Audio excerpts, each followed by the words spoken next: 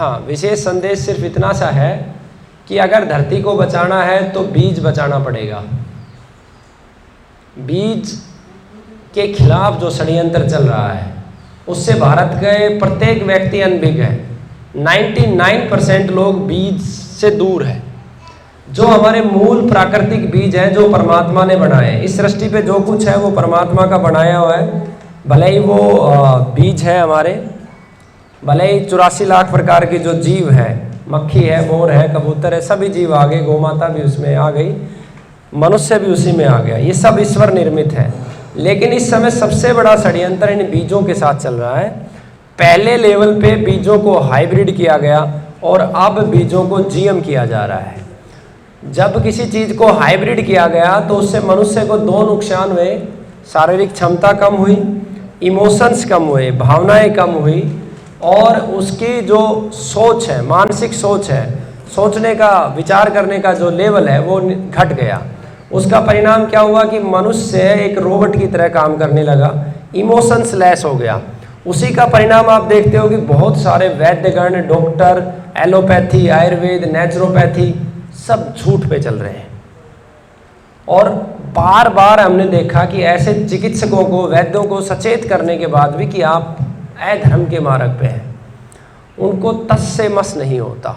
जैसे मैं एक उदाहरण दूं, कैंसर के विषय में, विशेष रूप से कैंसर के रोगी के पास ज़्यादा समय नहीं होता। हम हर अच्छी चीज़ को तुरंत स्वीकार करते हैं, बशर्ते कि वो धर्म के मार्ग पे है। हमारे भारत में एक कॉन्सेप्ट चलता है, अभी वर्तमान समय में चला है, पिछले 3-4 सालों से वो चरम पे है, डाइट सिस्टम कि एक विशेष प्रकार की डाइट है जो 4 महीने में और 4th स्टेज का कैंसर ठीक कर देती है। मैंने अपने लेवल पे उन वैद्यों से व्यक्तिगत रूप से कहा कि एक रोगी मुझे दे दो जो इस डाइट से ठीक हुआ हो। सार्वजनिक रूप से भी मांगा, मुझे आज तक रोगी नहीं मिला। मैं पुनः आपके चैनल के माध्यम से मांगता हूँ कि अगर बिना आयुर्वेद की या एलोपैथी की या किन्हीं अन्य पद्धति की औषधि के खाली डाइट से कैंसर का 4th स्टेज का एक भी रोगी इस देश में ठीक हुआ हो तो सामने आके बताए। और अगर नहीं हुआ तो दूसरों की जान लेने का हक किसी को नहीं है, मात्र चंद पैसों के लिए। जबकि ये भी सत्य है कि कोई भी व्यक्ति अपने हाथ में कुछ नहीं लेके जाता। ऐसा मनुष्य कर क्यों रहा है? मुझे ये पता है कि एक रोगी मेरे पास आया, 2 महीने हो गए, उसमें 10% इंप्रूवमेंट नहीं, और मैं उसे झूठ बोले जा रहा हूँ कि लो दवा ठीक हो जाओगे। ऐसा पाप क्यों? मुझे पता है, मेरी अंतरात्मा को पता है कि इस डाइट से किसी का कैंसर ठीक नहीं हो सकता, या खाली इस मिलेट से किसी का कैंसर ठीक नहीं हो सकता, तो मैं झूठ क्यों बोलूं? ऐसा मुझको क्या आवश्यकता पड़ी है झूठ बोलने की, लोगों को गलत रास्ते पे लेके जाने की? मैं बार बार अपने रोगियों को कहता हूं कि मेरे पास सुख के बजाय दुख ज़्यादा है, इसलिए जितने लोगों को मैं बचा पाता हूं वो चंद मिनट याद रहते हैं, लेकिन जिनको नहीं बचा पाता हूं वो हमेशा याद रहते हैं, उनके चेहरे याद रहते हैं। और मरने वालों की संख्या बहुत है, कम नहीं है, बहुत है। हजारों रोगी आते हैं हर महीने, उसमें से 100-200 रोगी ख़त्म हो जाते हैं, क्योंकि ऐसे रोगी आते हैं जो बिल्कुल लास्ट स्टेज पे होते हैं, और 50 से 70% से ज़्यादा तो कभी ठीक ही नहीं हुए। तो जो झूठे दावे हैं कि मात्र 4 महीने की डाइट से ठीक हो, इसका आप अपने लेवल पे, क्योंकि धर्म ये कहता है कि जितना आप सदकर्म करते हो वो भी धर्म है, और अगर सामने वाला बुरा कर्म करता है उसका आपने विरोध नहीं किया तो वो धर्म नहीं, वो पाप है। उदाहरण के लिए गुरु गोविंद सिंह जी का आप उदाहरण लो, क्यों उन्होंने धर्म को बचाने के लिए अपनी संतानों को शहीद कर दिया।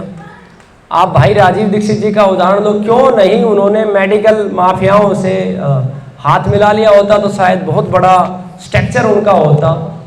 तो मैं अपने चिकित्सक भाइयों को और अपने देश के और विदेश के नागरिकों को ये कहता हूँ कि जितना आपका कर्म करना जरूरी है, अच्छा काम करना जरूरी है, उतना ही जरूरी जो गलत कर रहा है उसको रोकना, समझाना, और नहीं समझे तो उसको समाज के सामने लेके आना, भले ही फिर अंजाम कुछ भी हो।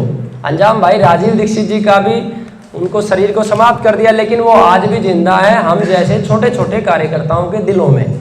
तो घबराने की आवश्यकता नहीं है। बहुत बड़ी बड़ी लोबियां घुस गई है आयुर्वेद के नाम पर, प्राकृतिक चिकित्सा के नाम पर, और वो ठीक उसी प्रकार से नष्ट कर देंगी आयुर्वेद को जिस प्रकार से पतंजलि के देसी गाय के घी ने घी का महत्व नष्ट कर दिया।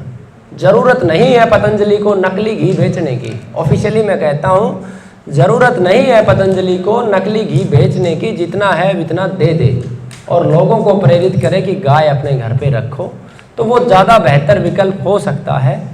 इसी तरीके से सभी वैद्यों से प्रार्थना करता हूँ कि अगर एक रोगी बचे तो एक बताओ, और अगर उससे ठीक नहीं हो रहा तो कम से कम इतना साहस नहीं है कि सच बोल सके, तो कम से कम वो ऑडियो वीडियो ही डिलीट कर दो, क्योंकि किसी दिन आपके घर में भी कैंसर होने वाला है।